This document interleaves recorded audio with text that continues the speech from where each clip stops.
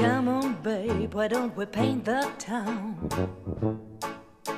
And all that jazz, I'm gonna rouge my knees and roll my stockings down. Oui, vous avez peut-être reconnu quelques notes de musique de la célèbre comédie musicale de Broadway, Chicago, qui s'installe sur scène à Mogador. Et c'est gonflé, et c'est un pari gonflé qu'a pris le Théâtre Mogador en faisant venir cette comédie musicale. Alors, emblématique de la comédie musicale new-yorkaise. Les chiffres, allez, ça fait 22 ans que ça n'a pas quitté l'affiche à Broadway. Ça a été joué dans le monde entier. Ça a eu, ils ont récolté je ne sais combien de Tony Awards, qui sont vraiment les awards de la comédie musicale. Des milliers de spectateurs. Vraiment, c'est une comédie emblématique new-yorkaise. C'est une référence, on va dire. C'est une référence, vraiment, à New York et dans le monde entier. Est-ce que ça va trouver son public à Paris? Voilà une question qu'elle est bonne. Et nous sommes là pour essayer d'y répondre. Pourquoi? Parce que cette comédie musicale ne correspond pas du tout au code de la comédie musicale habituellement. Habituellement, au Théâtre Mogador, on voit des spectacles musicaux. On y a vu Grise l'an passé, nous avions couvert l'événement, où les gens peuvent venir en famille et voir quelque chose de familial, avec des décors chatoyants, avec de la danse, avec quelque chose de très fédérateur. Là, tous les codes ne sont pas là. C'est une comédie et une musicale. petite chose en plus qu'il ne faut pas mettre entre toutes les mains. Voilà, c'est parfaitement amoral. Mais totalement. Voilà. C'est parti vraiment d'un fait divers. Maurice Dallas Watkin, en 1924, il travaille pour le Chicago Tribune et il voit une femme qui vient de tuer son amant et qui devient star de cabaret. Visiblement, elle a vraiment tué son amant, elle fait accuser son mari, elle devient véritablement star. En partant de ce fait divers, il en fait une pièce de théâtre qui se joue à l'époque. Et puis en 75, Bob Fosse a la bonne idée de mettre ça en scène. Et depuis, la suite, on vient de le dire. C'est une comédie musicale qui a trouvé un public dans le monde entier. C'est vrai que là, on est dans quelque chose de totalement atypique. Les décors sont minimalistes et vous allez voir, c'est rudement bien. On y va.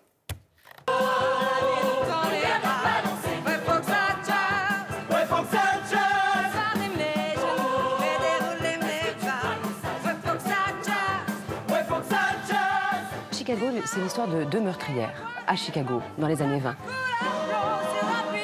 Et mon personnage, celui de Billy Flynn, sera la clé de leur libération. Il a la clé pour ouvrir leur cellule et faire en sorte que ces deux jeunes meurtrières puissent retrouver la liberté et même plus, la célébrité. J'étais la femme dans le mécano, maintenant je suis chantée. Roxy! Meurtre, adultère, corruption, ce ne sont pas forcément des valeurs que l'on voit porter dans les autres spectacles musicaux. Non, et c'est ce qui rend ce spectacle à part. Dans sa construction, dans son livret.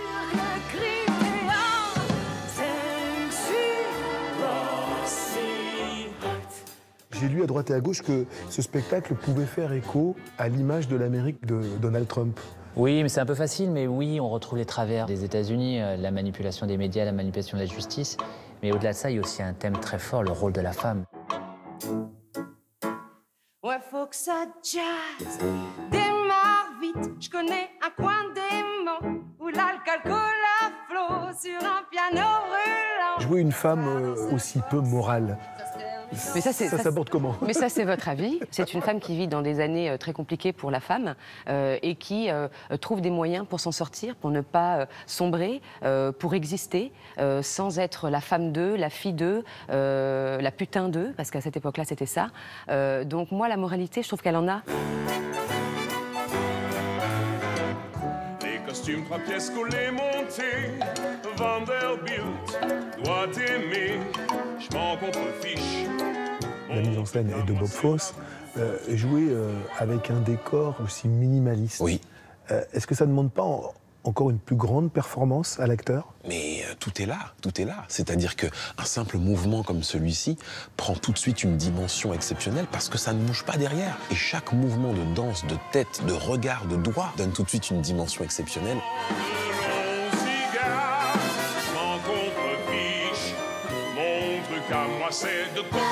C'est un mythe, ce spectacle. Vous en rêviez lorsque vous étiez petite fille? J'en rêvais quand j'étais jeune fille. C'est un rêve de jeune fille et un rêve d'artiste. Depuis que je l'ai vu à Broadway il y a une dizaine d'années, j'en suis ressortie avec les larmes aux yeux en me disant mais voilà exactement ce qui me correspond à 1000%, voilà exactement ce que je rêve de faire. Et j'avais peur que personne ne le ramène jamais en France. Finalement, voilà, 10 ans après, j'y suis. Oh, ça, jazz.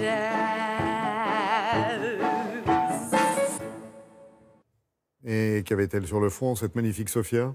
Un petit micro, c'est un petit micro bien sûr qu'on ne voit pas dans la salle. Là, au gros plan, c'est vrai qu'on la voit, elle allait rentrer en scène. Donc voilà, le micro était déjà là. Ils sont tous formidables dans cette comédie musicale. Sophia Essaidi, mention spéciale. Elle a refusé des tas de rôles ailleurs pour s'entraîner, pour travailler sur cette comédie musicale. C'est jusqu'au 31 janvier prochain au Théâtre Mogador. Allez voir ça, c'est un pari osé. On espère qu'ils vont réussir avec ça.